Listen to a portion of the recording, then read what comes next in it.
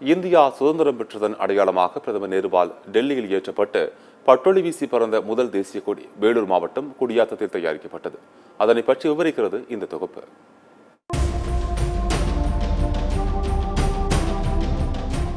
இந்தியாவிற்கு சுதந்திரம் கிடைத்த அன்று நாடு முழுவதும் ஏற்ற அதிக அளவு கொடிகள் தேவைப்பட்டன. இதற்காக பல்வேறு நிறுவனங்களிடம் கொடி தயாரிக்கும் பணியானது ஒப்படைக்கப்பட்டது. அப்படி ஒப்படைக்கப்பட்ட ஒரு நிறுவனம் தான் வேலூர் மாவட்டம் குடியாத்தத்தில் உள்ள இந்துஸ்தான் ஃபேப்ரிக் கம்பெனி.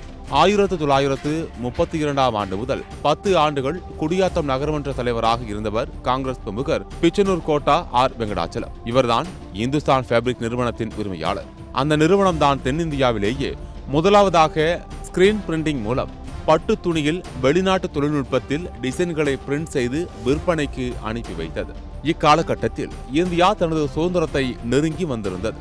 சுதந்திர தினத்தன்று நாடு முழுவதும் தேசிய கொடியை பறக்கவிட வேண்டும் என்று எண்ணிய தலைவர்கள் அதிக எண்ணிக்கையிலான கொடிகளை உற்பத்தி செய்ய திட்டமிட்டனர். அதற்காக கொடிகள் தயாரிக்கும் நிறுவனங்களுக்கு தகவல் தெரிவிக்கப்பட்டது.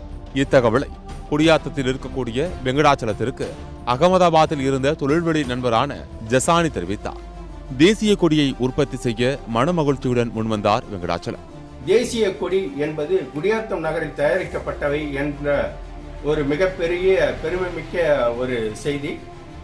அந்த கொடியினை தயாரிக்கும் பொருட்டு அன்றைய நேருஜி அமைச்சரவை குழு இந்த கொடியை எங்கே சிறப்பாக தயாரிக்கப்படும் என்ற ஆய்வின் போது தமிழ்நாடு வேலூர் மாவட்டம் குடியாத்தம் நகரை தேர்வு செய்தார்கள். காரணம், நெசவு தொழிலில் பிரசித்தி பெற்ற நகர்.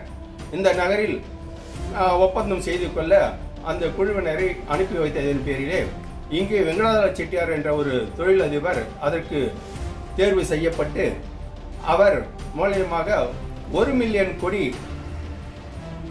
அவசர நிலையில் உடனடியாக தயார் செய்து கொடுக்கும் ஒரு ஒப்பந்தத்தை அளித்தார்கள். அவரும் அதனை தேசிய பற்றாளர் என்ற முறையிலே அதனை ஏற்று அவருடன் இருந்த அனைத்து சமூகம் சேர்ந்த 300க்கும் மேற்பட்ட இளைஞர்களை கொண்டு மிக சிறப்பாக தூக்கமின்றி உணவு இன்றி அதை கூடிய விரைவிலே செய்து அந்த தயார் பண்ணி அந்த கொடியினை இந்திய மாநிலத்தை அனைத்து பட்டியலிலும் கொண்டு போய் சேர்த்த விதம் மிக மிக ஆச்சரியமான ஒரு நிகழ்ச்சி.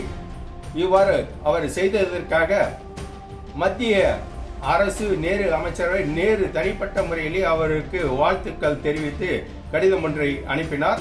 அதே போல் அன்றைய சிஎம் பக்தவச்சலம் என்பவரும் அவருக்கு பாராட்டு கடிதத்தை அனுப்பினார்.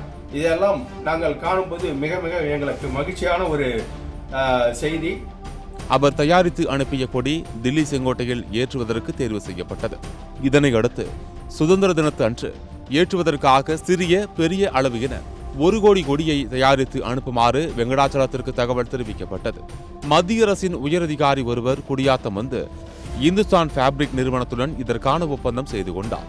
மிகவும் குறுகிய காலத்தில் 1 மில்லியன் கொடியை எப்படி தயாரிக்க முடியும் என வெங்கடாச்சலம் எண்ணிய வேளையில்தான் சுதந்திர வேட்கையில் திளைத்திருந்த குடியாத்தம் நகர மக்கள் இரவு பாராமல் அங்கேயே உண்டு உறங்கி உழைத்து கொடிகளை தயாரித்து அஞ்சல் துறை மூலம் ரயில் வாயிலாக நாடு முழுவதும் அனுப்பியுள்ளனர். இதற்காக அஞ்சல் துறையினர் இரவு நேரங்களிலும் நிறுவனத்தில் காத்திருந்து தேசிய கொடிகளை அனுப்ப ஒத்துழைத்தனர். கொடியை சிறப்பாக தயாரித்ததற்காக கொடிகளை பாராட்டி 1947 ஆண்டு ஆகஸ்ட் 12ஆம் தேதி அன்று ஜவஹர்லால் நேருவும் அதே மாதம் 13ஆம் தேதியன்று தமிழக முதலமைச்சர் பக்தவச்சலமும் வெங்கடாச்சலத்திற்கு பாராட்டு கடிதத்தை அனுப்பியுள்ளனர்.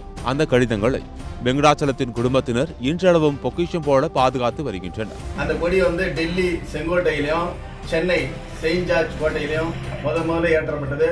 இதனால நாங்கள் குடியாத்த மக்களாகிய நாங்கள் மிகவும் மகிழ்ச்சி அடைகின்றோம்.